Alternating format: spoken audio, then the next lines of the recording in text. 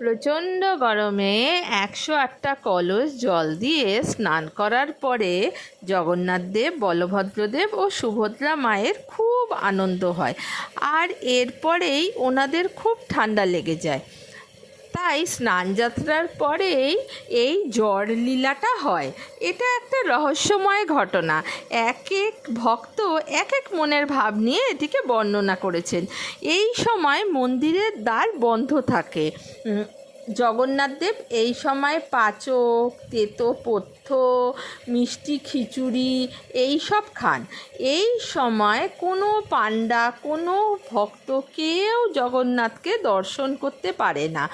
একমাত্র এই সময় দৈতাপতিরা এইখানে ভগবানের সেবা করেন।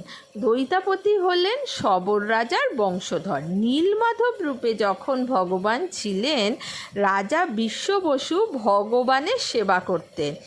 সেই বিশ্ববসুর বংশধর হলেন এই দৈতাপতিরা। তারা এই 14 দিন ভগবানকে সেবা করেন এবং দৈতাপতিরাই জগন্নাথ দেবের অঙ্গরাগও করে। এই 15 দিনের দিন জগন্নাথ দেব ভক্তদের নবযৌবন বেশে দর্শন দেন। এর পরের দিনই রথযাত্রা উৎসব মহাসমারোহে পালিত হয়। জগন্নাথ দেব দাদা বলভদ্র ও বোন সুভদ্রাকে নিয়ে যান গুন্ডিচা মায়ের কাছে। এই সময় তিনি লক্ষ্মী দেবীকে নিয়ে যান না। তাই আগে যে 14 দিন তিনি সবার অলক্ষ্যে থাকেন, সেই সময় তিনি লক্ষ্মী দেবীকে নিয়ে একান্তে সময় কাটান। জগন্নাথ দেব হলেন শ্রীকৃষ্ণ। শ্রীকৃষ্ণের সবচেয়ে দয়ালু রূপ হচ্ছেন জগন্নাথ দেব। আর এই গুন্ডিচা মন্দিরকে বলা হয় বৃন্দাবন, পুরীর মন্দিরকে বলা হয় নীলাচল, আর গুন্ডিচা মন্দিরকে বলা হয় সুন্দরাচল। জগন্নাথ দেব হলেন স্বয়ং কৃষ্ণ। তাই ওই সময় ভক্তরা মনে করেন যে গোপীরা এই সময় রথ টেনে বৃন্দাবনের উদ্দেশ্যে রওনা দিয়েছিলেন। তাই জগন্নাথের মুখে এত আনন্দ। বলদেব, সুভদ্রা মহারানী সবাই মিলে তারা বৃন্দাবনের পথে রওনা দেয়। এই জন্যেই এই রথযাত্রাটি এত আনন্দদায়ক। এই সময় ভক্তদের মনে আনন্দের সীমা থাকে না। জগন্নাথ দেব জললীলা নিয়ে এক এক ভক্ত এক এক রকম কথা বর্ণনা করেছেন। জগন্নাথ দেবের প্রতি ভক্তেরই ভালোবাসা জগন্নাথ দেবের জললীলা সম্পর্কিত বহুল পরিচিত নানা রকমের কাহিনী আছে। মাধব দাসের স্ত্রী মারা যাওয়ার পরে মাধব দাস পুরীতে এসে বসবাস শুরু করে। মাধব দাস ছিলেন জগন্নাথ দেবের অনন্য ভক্ত। মাধব দাসের সঙ্গে জগন্নাথ দেখা করত, খেলা করত, কাঁঠাল চুরি করতে যেত, এরকম নানা রকম লীলা মাধব দাসের সঙ্গে উনি করেছেন। এবার একদিন মাধব দাস খুব অসুস্থ হয়ে পড়ে।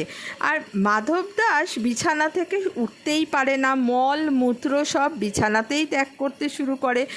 ভগবান ঠিক খবর পান, তিনি এসে দুটি বালকের রূপ ধারণ করে, জগন্নাথ দেব আর বলদেব। দুজনে এসে মাধব দাসকে সেবা শুশ্রূষা করে তাকে সুস্থ করে। মাধব দাস যেই একটু সুস্থ হয়, তিনি তো বালক দুটোকে দেখেই চিনতে পেরে যান যে ভগবান জগন্নাথ দেব আর বলদেব এসে স্বয়ং মাধব দাসকে সেবা করছে। তখন মাধব দাস বলে, প্রভু আপনি তো চাইলে এক মুহূর্তে আমাকে সারিয়ে দিতে পারেন, আপনি তো ভগবান, তাহলে আপনি কেন সেবা করছেন? তখন তিনি বলেন, এটা তোমার কর্মফল, এটা তোমার প্রারব্ধ, এটা তো তোমাকে ভোগ করতেই হবে। আমি চাই না তুমি আবার এই জড় জগতে ফিরে আসো, তাই আমি তোমাকে সেবা করছি।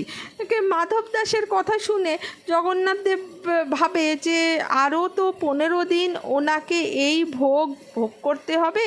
তাই ভক্তের জন্যেই তো ভগবান, ভক্তের কষ্ট ভগবান আর দেখতে পারে না। তাই ভক্তর জন্যে ভগবান এই 14 দিনের তার যে জ্বরের প্রারব্ধটা বাকি ছিল সেটা তিনি নিজের ওপরে নিয়ে নেয়। তার জন্যেই বলা হয় যে এই জগন্নাথ দেবের জললীলাটা হয়।